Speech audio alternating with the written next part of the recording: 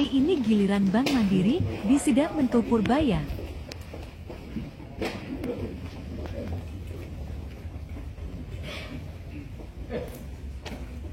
Baik Pak, Assalamualaikum Pak.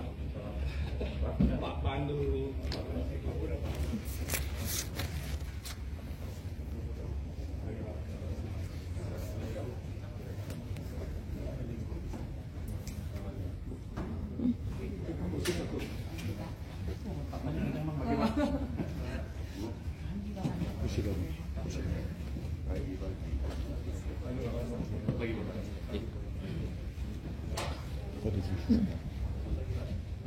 Biasa kira aman kan dalam kartu kredit itu. Ini kan dulu ada bilang orang-orang pada orang menerima makan susah semua.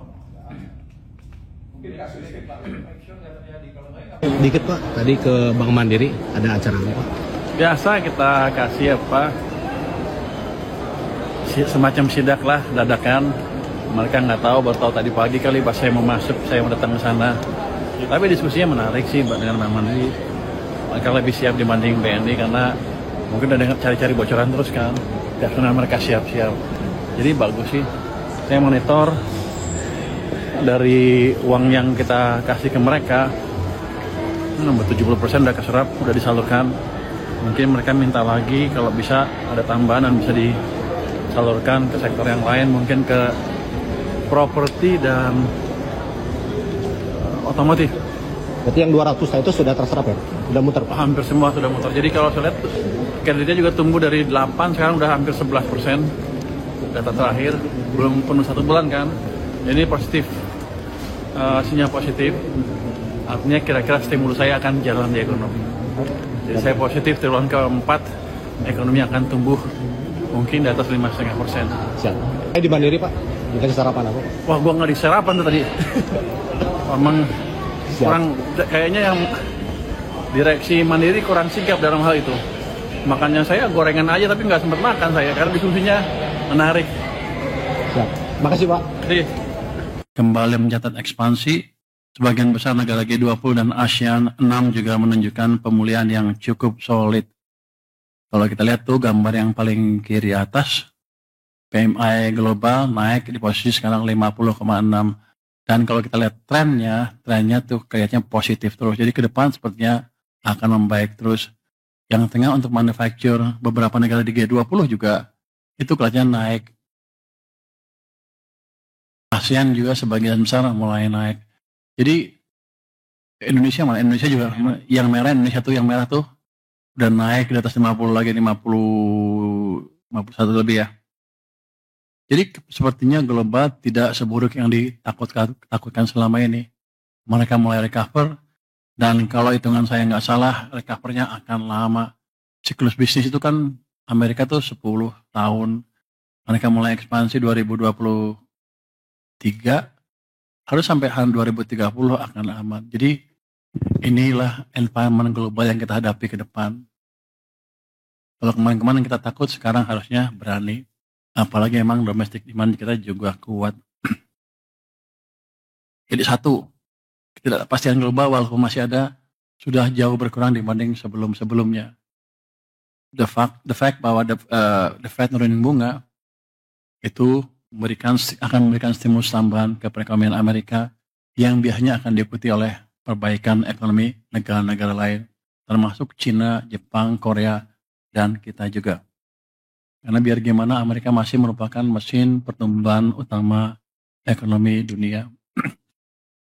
Berdasarkan data arus barang bea cukai pada Agustus, kinerja ekspor kita meningkat terutama di depan sektor industri pengolahan, terutama komoditas logam dasar, nikel dan tembaga. Sejalan dengan upaya hilirisasi mineral, akumulasi ekspor year to date hingga Agustus tumbuh 7,8% dibandingkan periode yang sama tahun lalu. Coba Anda lihat, ada yang menarik nggak gambar di sini?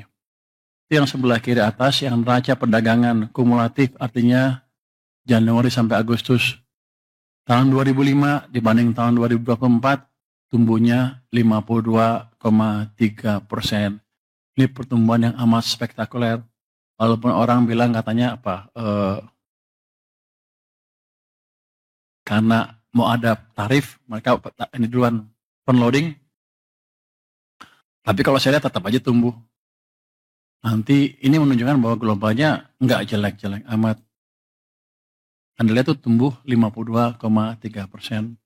Jadi sekarang kita tinggal fokus menjaga domestiknya seperti apa.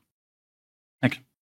Nah itu tukar rupiah, kita lihat berada pada level 16.498 per US dollar pada 19 September 2025, melemah 3,% year to date. Utamanya kemarin karena keributan itu ya.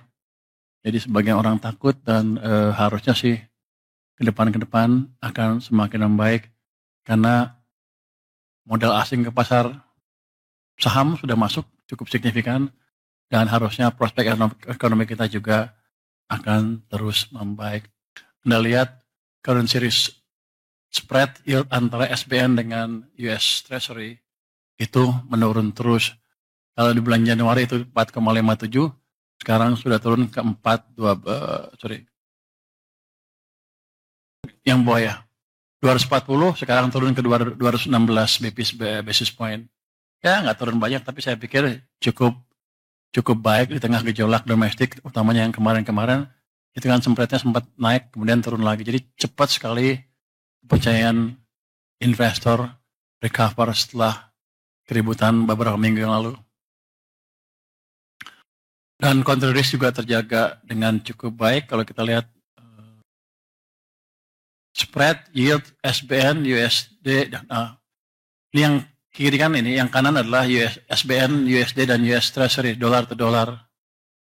Itu sekarang tinggal 79 basis point. Kalau kita lihat historically, ini amat rendah dibanding biasanya. Kalau kita nanti membaik terus ekonominya, saya pikir ini akan turun terus yieldnya. Ya, spread yield dengan US Treasury. Oke. Next. Inflasi cukup stabil, ini menopang daya beli masyarakat, ini di tengah banyak negara yang masih berjuang mengatasi tekanan. Jadi kita lumayan baik di level, kalau kita lihat di situ, 2,31% ya. Ini level inflasi yang amat ideal. Jadi inflasi yang bagus tuh bukan 0, bukan juga di atas 10. Tapi sekarang konsensus ekonomi global tuh antara 1-3%, dan kita sekarang di 2,3, ya level yang pas lah. Inflasi Indonesia rendah di antara banyak negara yang berjuang mengatasi inflasi, seperti saya bilang tadi. Dibanding negara lain kita bagus. Singapura lihat ya, 0,6%. Itu nggak bagus, itu jelek. Di bawah 1,5% biasanya jelek karena demandnya terlalu rendah. Jadi patokan ekonomi itu seperti itu. Malaysia 1,2, agak jelek. Kita lumayan lah, kita ideal. Kalau bisa dijaga terus sekitar 2-3 itu akan bagus sekali buat ekonomi kita. Oke, next. Kalau kata siapa zaman dulu? Gubernur Bank Sentral Amerika yang terkenal siapa? Greenspan. Greenspan bilang itu kita dalam Goldilocks condition. Ingat kan? Ini di Goldilocks condition untuk inflasi kita. Anda cari di cerita Goldilocks itu cerita apa? Itu fun. Oke, next. Ekonomi Indonesia tumbuh 5,12% pada triwulan 2 2025. Ini mencerminkan ekonomi domestik yang terjaga, ditopang oleh konsumsi rumah tangga yang resilient, investasi yang meningkat, dan ekspor yang tetap kuat. Saya pikir teman-teman udah tahu semua data detail ini, saya nggak usah masuk terlalu detail. Next. Jadi, next. Konsumsi rumah tangga tumbuh cukup baik, 5%. Investasi meningkat sampai 6,9%.